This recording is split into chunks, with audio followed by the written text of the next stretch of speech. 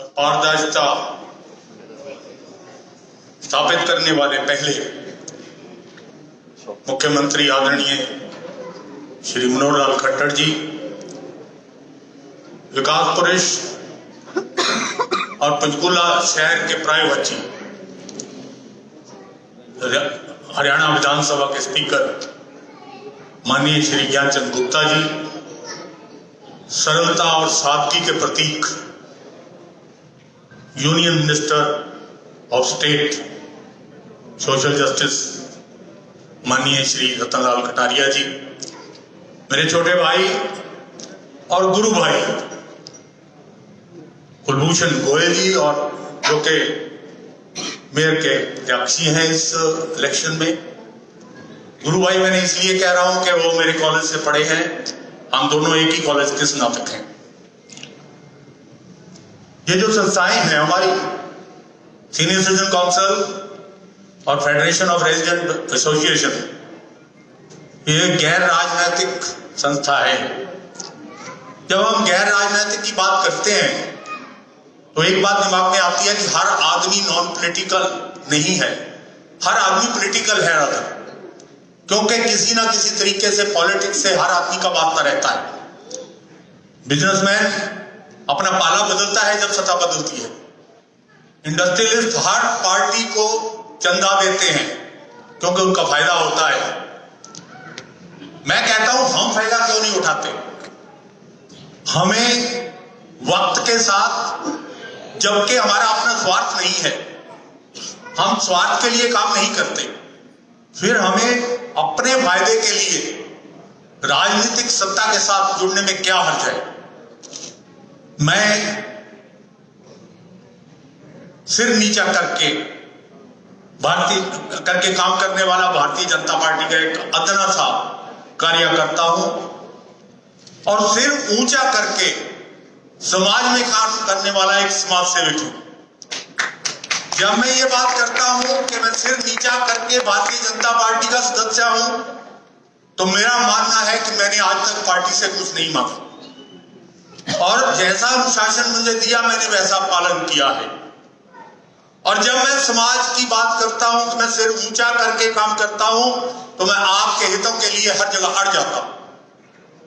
और जब मैं कभी ज्ञानचंद गुप्ता जी के पास जाता हूं तो वो मुझे कहते हैं, यार आप बहस बहुत करते हो, तो मैं उनको कहता हूं मैंने अपने लिए कभी कुछ नहीं कहा, मैं इशू के ऊपर बात करता हूं और मुझे मुद्दे की बात करनी है। अब जब इशू की बात करते हैं तो चुनाव सिर पे है, हर 5 साल बाद चुनाव आते हैं,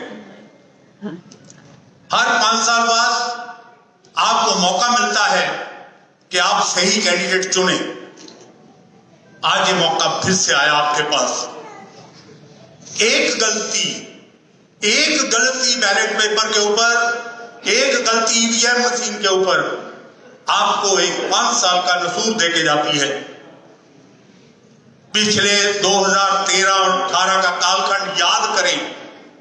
वैसे तो आपको भुला दिया होगा उस कालखंड को, क्योंकि 2.5 साल उसके बाद जो गुजरे हैं वो स्वर्णिम काल था। उस काल ने आपको वो 5 साल का दुख, जिसमें सड़कें गड्ढे थी और जो पंचकुला शहर था वो एक गांव बना के रख दिया था, और उस वक्त को याद करें तो आपको पता चलेगा कि ये 2.5 साल कैसे थे। करोड़ों रुपए, करोड़ों अरबों रुपए, करोड़ों नहीं अरबों रुपए, 3-3.5 हजार करोड़ की बात कर रहे हैं। इसके इशू, इसके जो हमारे इशू जो हैं उन्होंने हल किए हैं, पैसा बहुत आया है सरकार की तरफ से, बहुत डेवलपमेंट हुई है इन 2.5 सालों में। लेकिन कुछ मुद्दे खड़े हैं। जब शहर एक जिंदा व्यक्ति की तरह होता है, जब शहर चलता है तो उसमें समस्याएं भी आती हैं, और इन समस्याओं को हल करना एक सरकार का काम होता है। मैं एक बात करूंगा कि कुलभूषण गोयल जी हमारे इंजीनियर हैं, मैं भी इंजीनियर हूं। असेंट्रिक लोड जब बिल्डिंग में हो जाता है तो बिल्डिंग गिर जाती है। इस टेक्नोलॉजी टर्म को आप समझेंगे। ऊपर से पिलर मोदी जी का, उसके बाद खट्टर साहब का, ज्ञानचंद गुप्ता जी का नीचे का पिलर अगर हटके कहीं हो जाए तो बिल्डिंग गिर जाएगी। आप 2013 और 18 की गलती को मेरा ख्याल दोहराना नहीं चाहेंगे।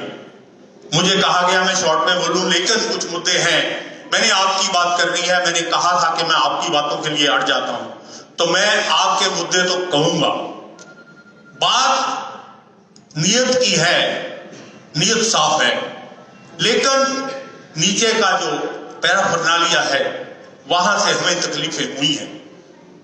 अगर हम एनक्रोचमेंट की बात करें तो उसको हटाया जा सकता था, लेकिन नीचे का पैराफर्नालिया की मिली भगत कहीं ना कहीं रही है। अगर हम प्रे एनिमल्स की बात करें तो लॉकडाउन के बाद शहर को चरागाह बना के रख दिया, और इसके लिए भी नीचे का पैराफर्नालिया कसूरवार है। अगर हम डोर टू डोर गार्बेज की बात करें तो भी वो ऑर्गेनाइज नहीं है। चंडीगढ़ एडमिनिस्ट्रेशन ने गाड़ियां मंगवाई हैं, नए सिरे से वो इसको सरकारी तौर पे कूड़ा उठाने की बात डोर टू डोर होने जा रही है।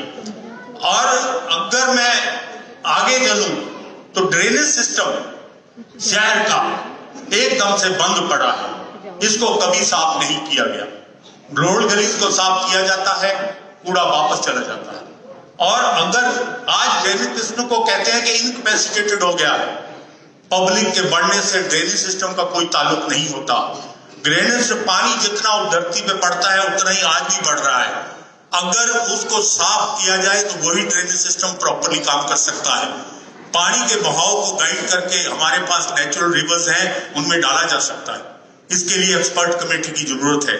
मैं आग्रह करूंगा कि इसके लिए काम किए जाए। अगर मैं एक बात सीनियर सिटीजन की तरफ से करूं तो सीनियर सिटीजन का अकेकीपन, अकेलापन उनके लिए अवसाद, डिप्रेशन और बीमारियों का एक कारण बनता है। मैं एक रिक्वेस्ट करूंगा कि हमारे घरों में बुजुर्गों को जब दिन में होते हैं तो उनसे आशा की जाती है कि वो बाहर जाएं। औरतें जो बहू हैं, उनकी पत्नी हैं, वो चाहती हैं कि ये बाहर टाइम गुजार के आए, लेकिन आज फ्लैटों की छतों के नीचे और कंक्रीट की दीवारों के अंदर कहीं कोई जगह नहीं है शहर में कि यहाँ पे बुजुर्ग बैठ सकें। चौपाल एरिया बनने चाहिए। गांव में चौपाल एरिया होते हैं, हमारे यहाँ ऐसा कोई प्रावधान इन शहरों में नहीं है। मैं ये चाहता हूँ, हमारी ये मांग है कि कम्युनिटी सेंटर्स, बहुत से कम्युनिटी सेंटर्स हैं हमारे शहर में, उनकी मेंटेनेंस नहीं हो पा रही है। जंगल बन गए हैं और जब कभी कोई बारात आती है तो उनको खोला जाता है, और इसलिए कम बजट वाली बरातें ही वहां पे काम करती, क्योंकि पूरी तरह से अच्छी तरह से मेंटेन नहीं है। उनको RWA को मेंटेन करने के लिए उनको भागीदार बनाया जाए और उसमें चौपाल एरियाज खोले जाए, ताकि जो सीनियर सिटीजन है वो अपना बैठ के वक्त गुजार सके।